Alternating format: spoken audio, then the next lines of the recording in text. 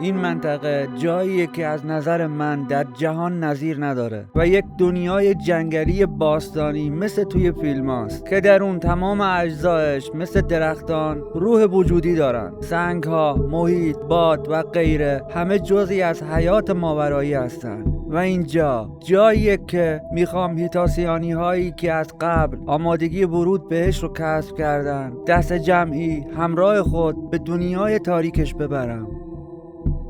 وقتی برای ثبت صدای درون درگاه باستانی که سالها در پی شنیدن یک ثانیه‌اش بودم به اون منطقه رفتم. چه روز و چه شب که در کوچه پس کوچه های اون منطقه گشت میزدم، چه چیزایی که فراخوان دادم و ثبت تصویر کردم. یعنی برای گرفتن حتی چند ثانیه صدای درگاه باستانی رفته بودم، اما جهانی ماورایی باستانی برام کشف شد. حتما خیلیاتون دیدید که در ویدیوهای متفرقه‌ای که مثلا با موسیقی یا انرژی تمرکز به عناصری مثل باد و غیره تاثیر میذارن، اما اینجا تاثیر نه، بلکه روح تاریک و فراتبیعی به فرمان اعداد آشکار میشن و فرمان کدها رو اعمال کردن تا چیزی خواهید دید که هر علمی در خلق اون عاجزه. هوش مصنوعی و ابزارهای ادیت موزلی برای ماوراتبیعه شدن. البته مقصر هوش مصنوعی نیست، مشکل ما شناختمونه که عموم باید اول بشناسنش، ضعف‌ها، خطاها، محدودیت‌هاش رو بشناسن که دیگه لازم نباشه مجبور شد در مورد ویدیو خاصی توضیح اضافه داد. از طرفی AI هنوز ماورا رو نمیشناسه و هیچ داده‌ای براش طرح نشده و از طرفی هر کسی موردی رو درک نکنه میبنددش به AI.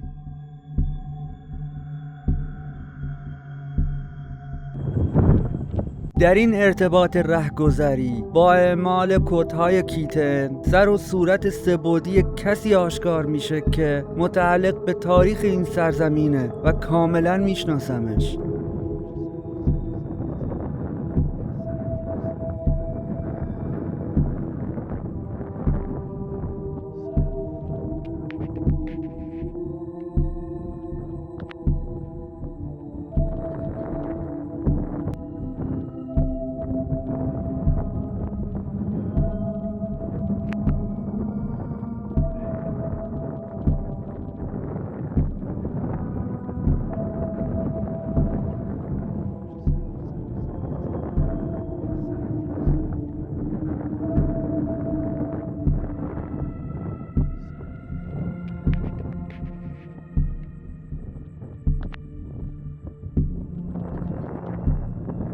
در این قسمت چشم‌های زنده این صورت رو می‌بینید که آدمی متحیر میشه که چطور این ساختار اونم در دود با وضوح ثابته.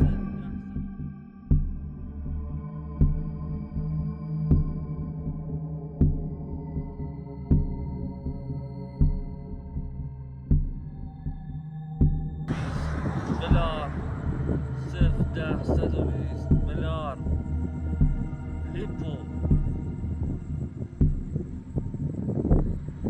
قدمت ليبو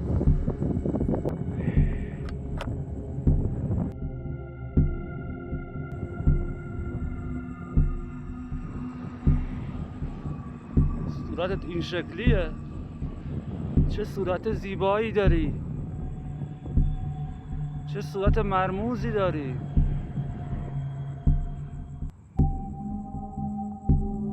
خیلی دوست داشتم چهره‌تو ببینم که بهم نشون دادی.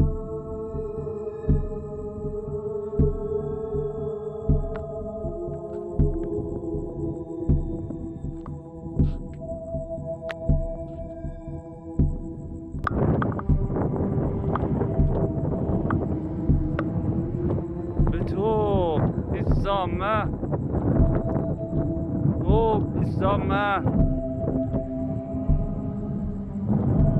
لکرو تیامه لکرو دپو اتریامه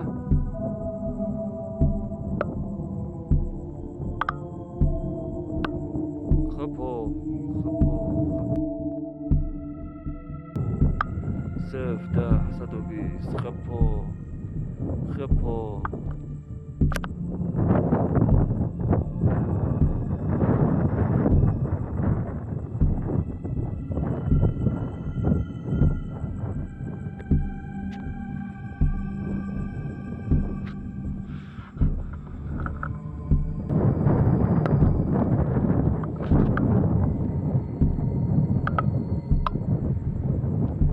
ببینید که چطور متعجب شده برای اینکه بعد از هزاران سال دوباره اون کدها رو داره میشنوه.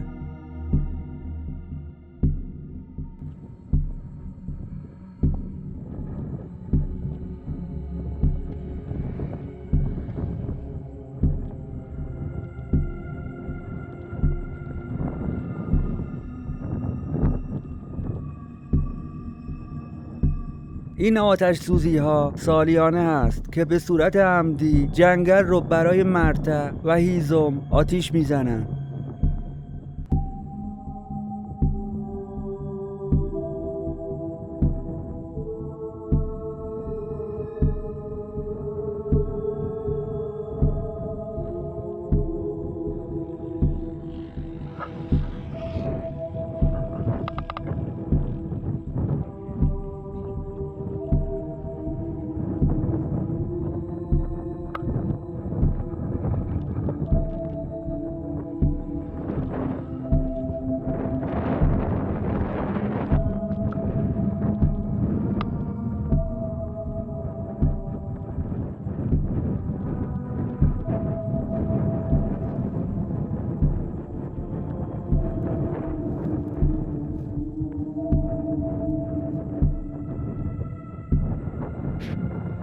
این هم گرگ وطن و حیوان مورد علاقه من. این قسمت با دوربین 4K گرفته شده، اما دوربین 4K هم اینجا و ماورا به کار نمیاد. کامل یزم تمتا 1 2 8 14 و اینجا متحیر کننده ترین در مربع گرشه. در این قسمت یک فرد از روی کوه بلند میشه و با اشاره دستاش آدرسی رو بهم منتقل میکنه. تیپو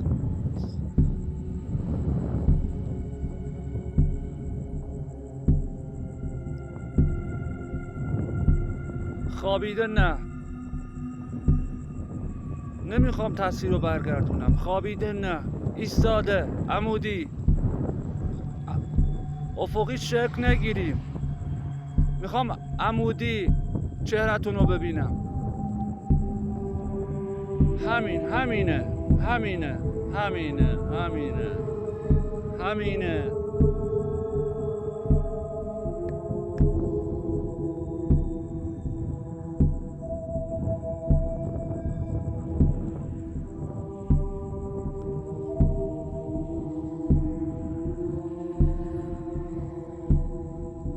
مقدار 35 8 11 پانه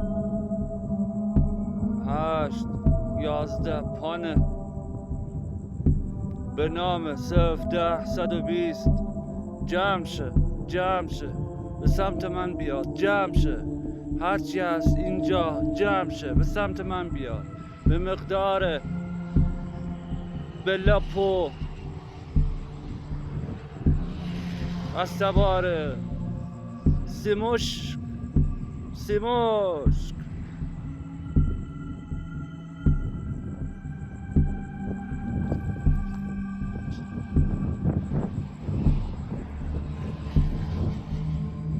آره چشمان دقیقا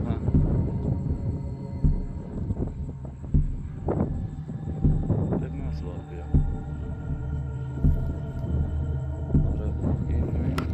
الان بعد همین نگاه کن اینجا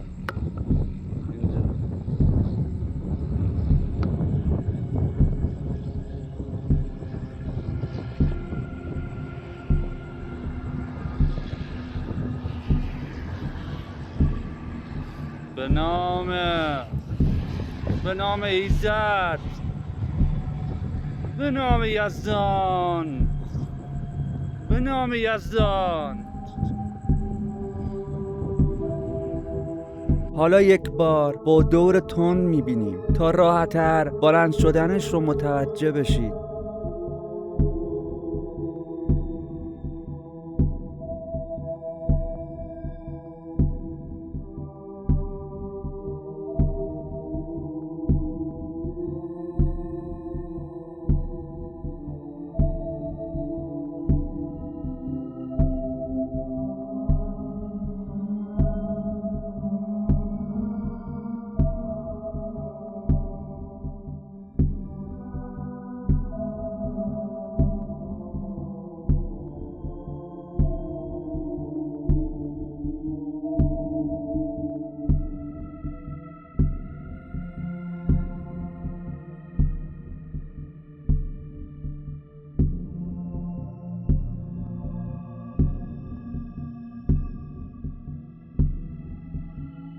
تا اینجا فعلا قسمت‌هایی از مستند اصلی رو دیدیم، صرفاً به خاطر اینکه با این فضا کمی آشنا بشید و در آینده حتما کاملش رو منتشر میکنم.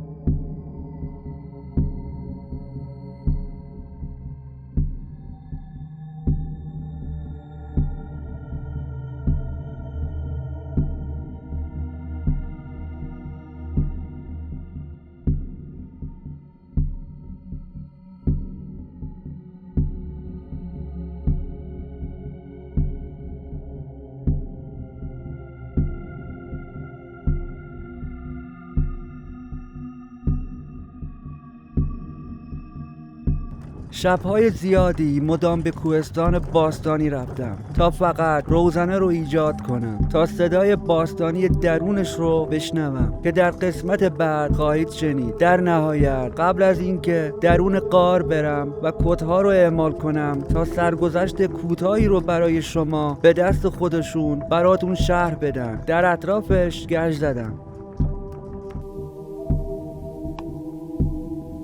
اینجا وحشت واقعی رو براتون شرح میدم و هیچ انسانی تحملش رو نمیاره.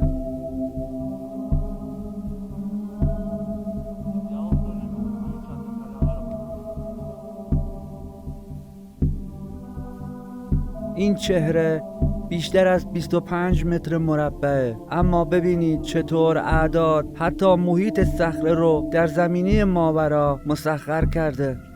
بله عزیزان، به جای اینکه ماورا رو مثل سالهای دور مجبور کنم در پشت یک تخت سنگ قدری خود رو نشون بدن و نهایتاً همچنان درش شک وجود خواهد داشت، ترجیح میدم فراترین کار رو اعمال کنم. تازه اینی که دیدید فقط 1% کدهای کیتنه.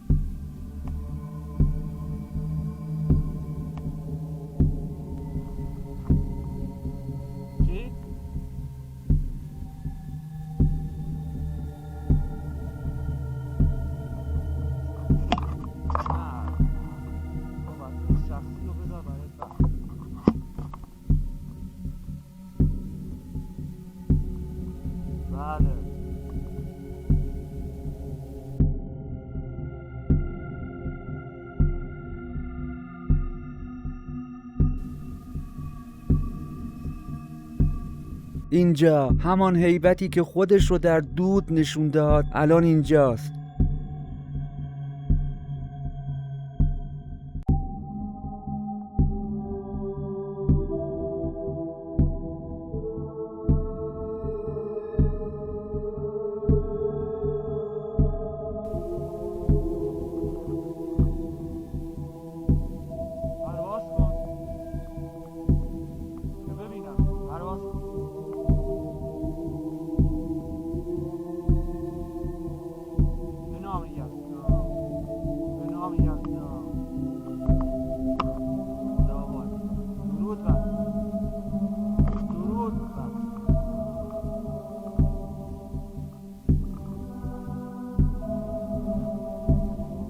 و نهایتاً اینجا پشت تخت سنگ یک ماورایی سیاه چهره با سری باریک و استوانه‌ای و با چشمان سفید و ریز و چنان وحشتناک که وقتی بعد از فیلمبرداری کنارم اومد یکی از بهترین لحظاتم بود.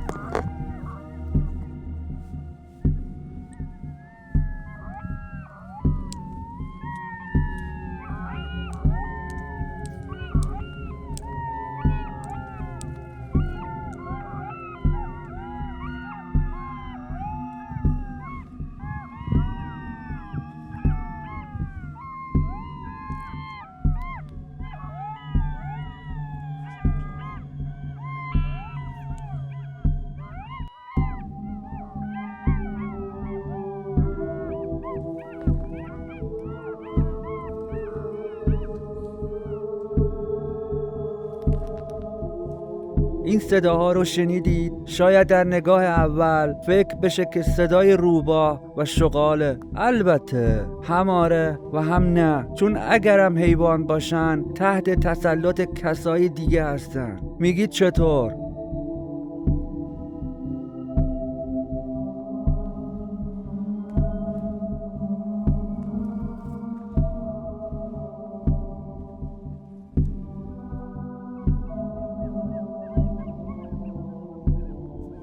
پس ببینید چطور با دستور کد سکوت یا تمام کردن اونها ساکت میشن و حتی جواب سوال هم میدن. خب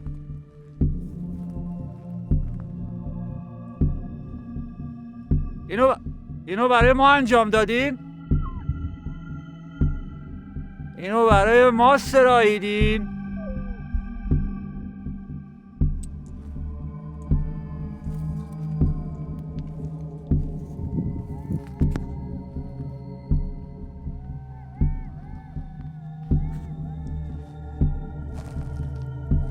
سوپا سوپا همین تمام. آفرین بچه‌های گوش بگیر.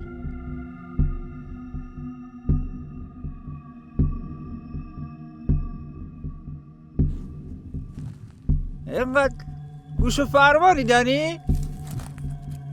خیلی خوشم اومد. اینقدر بابا با مرام.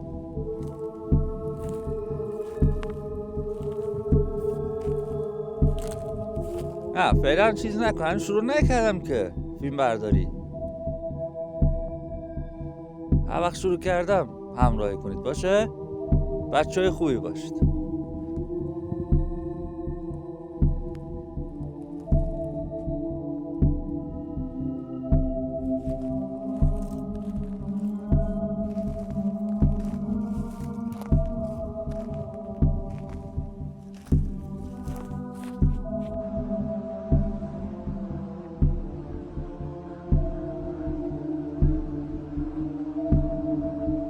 شیون ها شروع شد. جانم بدو نوتو خاموش کن.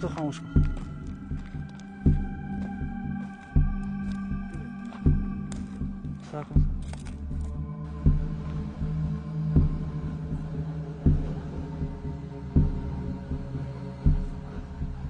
اشکال نداره.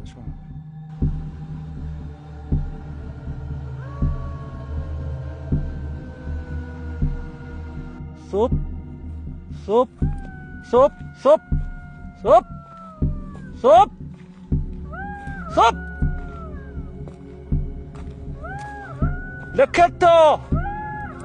لکتو صوب.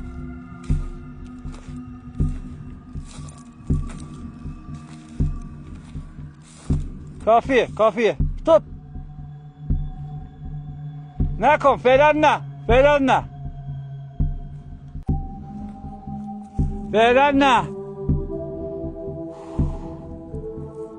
همه رو خبردار میکنم. صوب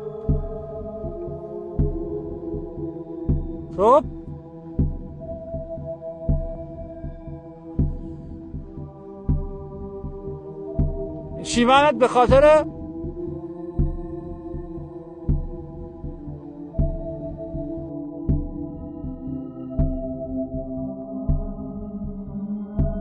آشکاری و صدایی که در ویدیو میبینید اگر 1/1000 ثانیه‌اش رو هر آدمی ببینه صدمات جبران ناپذیری میبینه، حتی جانش رو هم تهدید میکنه. اما وقتی ثبت و در ویدیو دیده میشه دیگه صرفاً یک ویدیو ماوراییه. پس وقتی بینشون بودم فقط افسوس میخوردم که چطور عظمت وحشت وجود اونها رو به دوستداران خلقتشون شهر و منتقل کنم. در نهایت اینجا چیزی بهتون نشون میدم که از آخرای داستان ماوراست.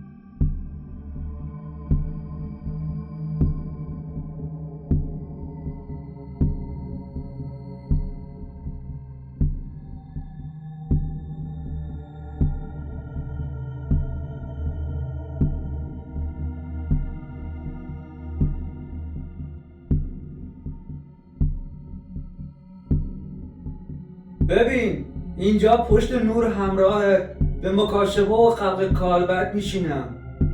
چیزی نشونم بده که بشر با تمام ابزاراش نتونه اینشو بسازه. البته در واقعیت آخر اون چیزی که نهایته رو میخوام، چیزی که آدمی حتی نتونه بهش فکر کنه، چه برسه با دوربین به دنبال مثل و ثبتش بگرده. داستانتو بگو، چند نفری؟ جنسیتتون چیه؟